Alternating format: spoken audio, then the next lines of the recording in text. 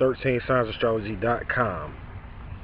So I guess I'm just taking time to kind of catch up on a lot of different videos that different individuals out there have been asking me to do on just various topics, man. Like, I mean, when you think about metaphysics and spirituality and things of that nature, like a lot of people, they have their heads so far in the clouds, man. And it's like they think that metaphysics and spirituality is just all about, you know, breathing and talking about namaste and meditation and all of that. But we have something called the root chakra.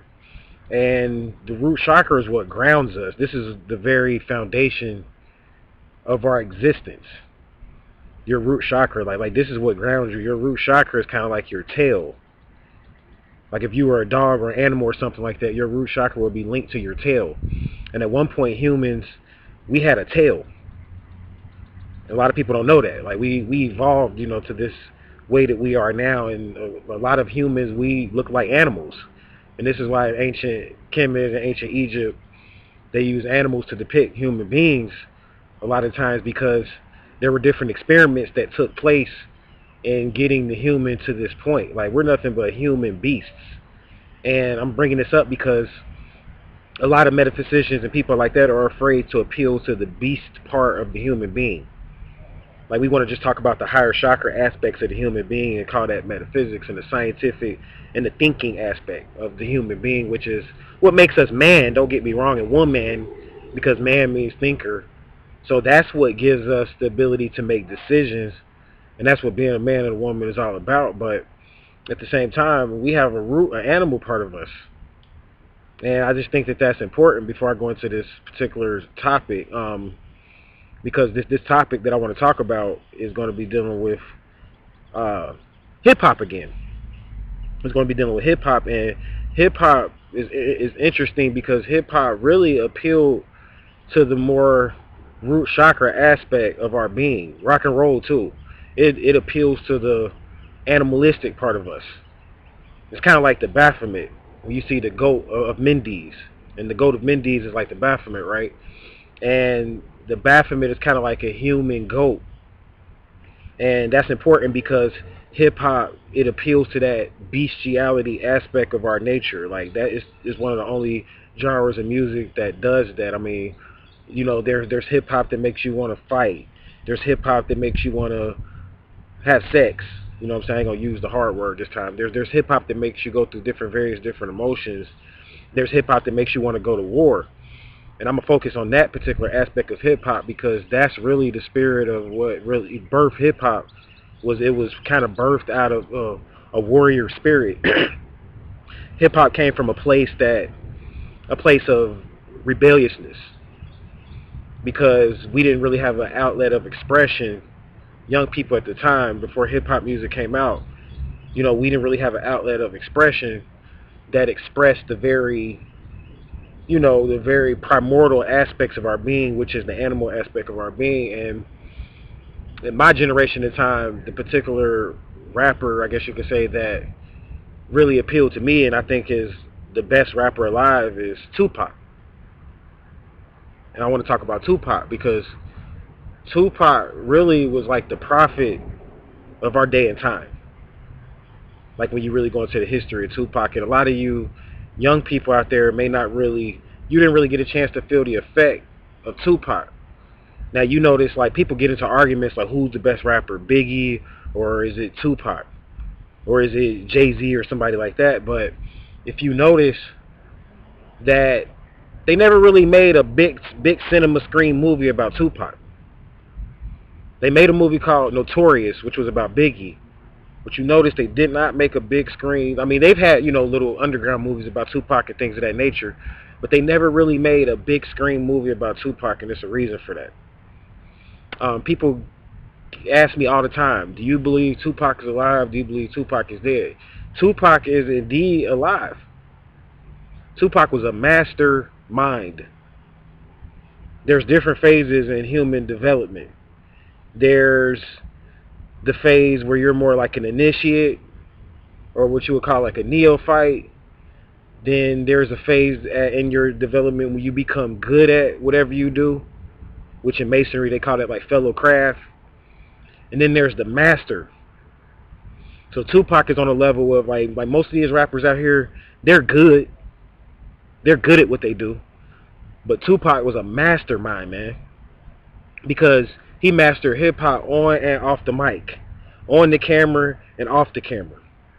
You gotta remember Tupac was an actor, a writer, he was a revolutionary.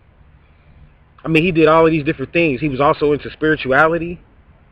So he had mastered, he was a family man. He mastered many different elements of life and was able to merge this into his music and make it appealing to a large amount of people.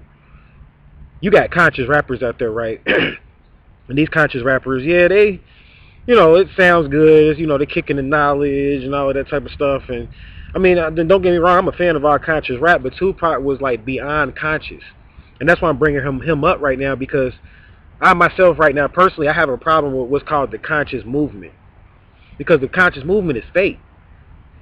The conscious movement is a bunch of niggas dressing up in robes and with dashikis on and stuff like that, and acting like they're kicking all of this different knowledge and things of that nature and sounding so deep and all of this, but it's like they're not teaching the very foundation. You see, and it's a lot of hypocrites in the conscious movement because they're using this consciousness to do the same shit that niggas would do. Like Tupac said, I'd rather be your nigga. You know what I'm saying? I really know what he means by that now, because before, like when I first got on YouTube and things of that nature, I mean, don't get me wrong, I still look up to the elders of the conscious community, the things of that nature, but I'm talking about the newer generation of conscious people. There's a newer generation. I ain't speaking really about the elders, because, there's elders like Dr. Phil and people like that, Bobby Hemmett, those guys, gonna give you both sides. You know what I'm saying? They gonna teach you about the sexuality and all of that, then they gonna teach you about this more so the higher spiritual concepts about atoms and quarks and, in the quantum physics aspect of spirituality. So they're going to teach you all of that. But then you got some niggas in the conscious community now that they try to call themselves conscious and make, and it's more like a religion for them. But then behind the scenes, they're doing the same shit that niggas do. And that's cool. Don't get me wrong, that's cool. But it's like you portray yourself like you're this and you portray yourself like you're that. And you make it into this religion, have these sisters and stuff looking up to you. And it's women too. You portray yourself like you this and have these brothers looking up to you, but at the end of the day, you just trying to mind fuck niggas. See, consciousness right now is a bunch of mind fucking going on. And I'm not off the topic of Tupac, because a lot of people, they don't consider Tupac a conscious rapper. They say, yeah, he was a good musician, but he wasn't conscious because, he talked about being an outlaw, he talked about killing people, and he was violent, he made a song called Violent, and Tupac was straight up conscious. Straight up political, knew his politics in and out and knew how to roll and move, and that's why the man's still alive to this day. Tupac mastered sovereignty. Like a lot of people said that Tupac was dead and, and things of this nature, and then some people said that Tupac was going to come back to life or come back in 2014 and make himself known. Tupac coming back in 2014, you misinterpreted that and what that really means. Tupac coming back in 2014 was more so talking about there was going to be many baby Tupacs that was going to do what he did. Because right now the industry is in a phase to where a lot of people are faking their deaths. Like that's the big popular thing right now. I'm not going to name anybody, but it's a lot of artists right now that you don't really hear from them. But they're not dead, but you don't really hear from them. So everybody is doing a Machiavelli right now. That's basically what I call it. So, and that started really last year. And I could go, I can get more specific, but like I said, I don't want to name any names for the sake of this video. But that's what really, when Tupac said he was going to come back, that's what he meant. Because it was really like kind of on different levels. It's because the politicians and the powers that be started to come against hip-hop real hard, like in the mid-2013, right when Jay-Z went to Cuba. That's when they really start coming down on hip-hop. When Jay-Z went to Cuba, and it's the reason why they start coming down on hip-hop when Jay-Z went to Cuba. I'm not going to spill the beans here because some things are better left unsaid, but those people that got ears can hear. There's a link between Cuba, Jay-Z, and Tupac, and then the whole Machiavelli thing, if you know where I'm getting at. So when Jay-Z went to Cuba, he got in trouble, and, they fined him, or they was him and Beyonce or whatever, they got into a lot of trouble for going to Cuba. That was really the beginning of this whole Machiavelli phase in hip-hop. And that's really what Tupac was saying when he said he was going to come back, because that's when hip-hop started to catch a bad rap to the politicians. See, at one point, once Tupac died, there's a big conspiracy around Tupac. Once Tupac supposedly died, when she really faked his death, hip-hop became more acceptable. See, a lot of people don't know that. Rap music became more acceptable in like the mainstream media once they felt like they got rid of Tupac and Biggie. Then it became more acceptable. And there's a reason for that. It's because of the fact that Tupac was a threat to them because he knew too much. And they felt like once they got rid of Tupac, they could control these different musicians and rap artists and things of that nature. But what they didn't realize was that it was still a lot of rappers like Nas. Nas even said it, that he was in tune with Tupac. He was in contact with Tupac. He said it himself. After the death of Tupac, he said he was in communication with him, and they knew that Tupac was more, he became a prophet at that point. So that's why when I refer to Tupac, I refer to him as like Jesus, really. Tupac is like the Jesus of our time. It's him. And the reason I'm saying that is because the man is still pulling the strings and he's gone. See, Jesus did this thousands of years ago. Jesus didn't die when he was 33 years old. Jesus lived to be 120 years old. And that's they took that part out of the scriptures. Well, Tupac demonstrated that, y'all. Like, you just hear me on here saying it, but he demonstrated that. So that's what makes him epic. That's what makes what he did so prolific and what so profound, is the fact that the man is still around and still present and still pulling the strings in the music industry. And most people don't even know where he's at, or if they do, it's a big conspiracy to cover up where he's at. And the man controls politicians and all of that. Tupac. You know what I'm saying? So I guess what I want to say is, like, I understand what he went through, because I think every public figure, every so-called black person that goes through this whole ritual of being in the public eye goes through a phase where they feel like Tupac. If you start listening to his music, like some people listen to All Eyes on Me and they just bump into All Eyes on Me and they just thinking he made that was a good song. Man, that's real. When you get to a certain point in your development and you demonstrating this public life correctly, they gonna have you under surveillance 24/7. Tupac said, I got busters, hoes, and police watching me 24/7. And that's real. You got women that come at you that act like they really want to be with you and things of this nature, but in actuality, they're just somebody that the system is using to bring you down. They're gonna either say that you raped them or you got them pregnant, and they're gonna run off and take the baby, and you're not gonna be able to see the baby or whatever. And they're gonna say that you're a deadbeat dad. They have to destroy. They have to crucify your image. So when you read about Jesus getting crucified and things of that nature, that's what it's really talking about. The crucifixion, him being on the cross, was not physical. This is when they begin to crucify his image, because his image was too profound at the time. And they did the same thing to Tupac. Tupac dropped hundreds of songs after he left. He dropped more material, more music after he left. You see, so they had to crucify his image by taking him out the masses of the people's minds. So this is why you don't really see a movie about Tupac. This is why Tupac is more so painted as a dark figure. You see, they make him look like the bad guy starting the East and West Coast beef, when that was more so political.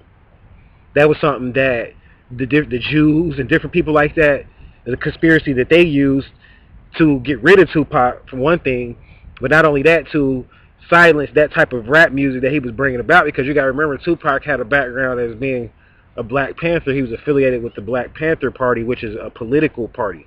That's what you have to remember. So Tupac, he was early in demonstrating when hip-hop would go into politics. He did that early on in the game. He demonstrated that. See, Black Dot talked about that in his book, that one day hip-hop would go into politics. You see, it already went into commercials and things of that nature, but eventually it would go into politics. Well, Tupac did that before that book even came out. He was demonstrating that before. So shout out to Prophet Tupac.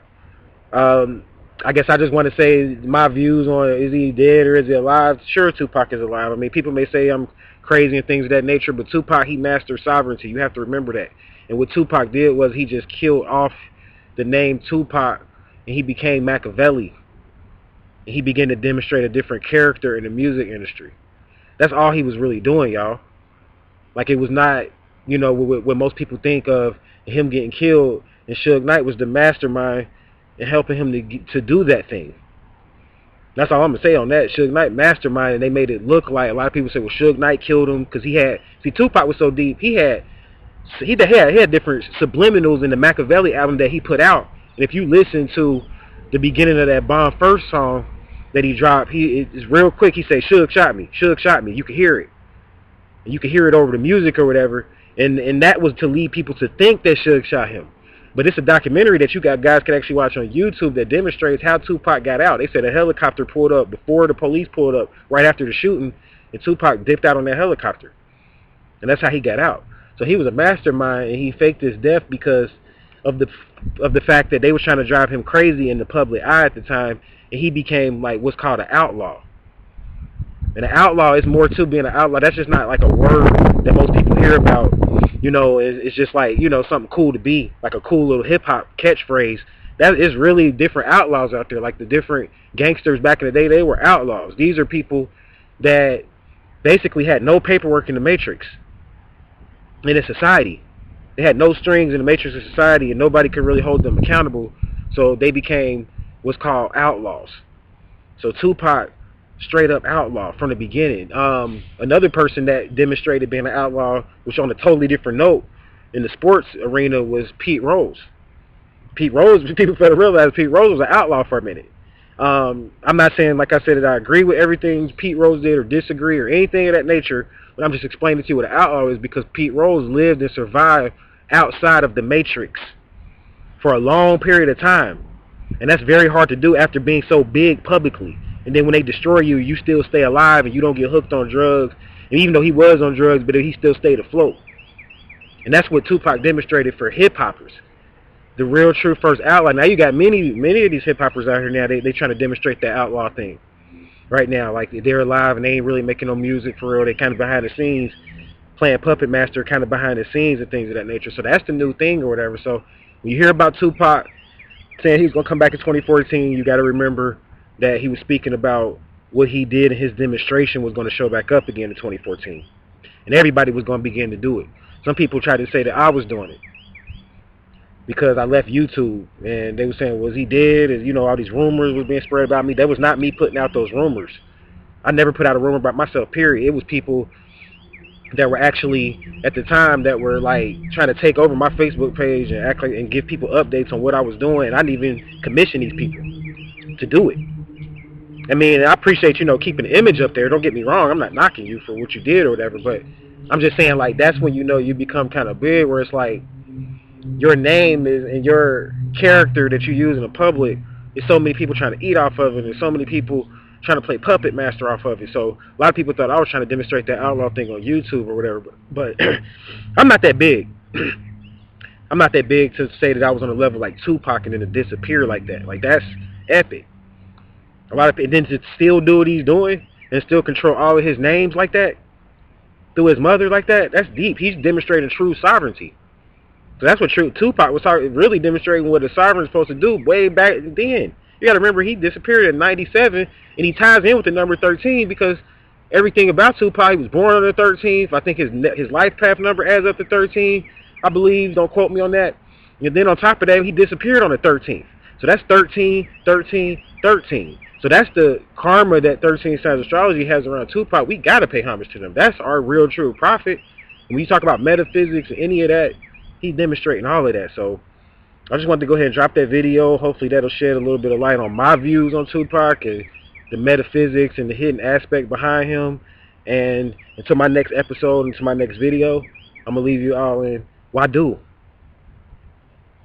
Or as Tupac would say, Panther Power.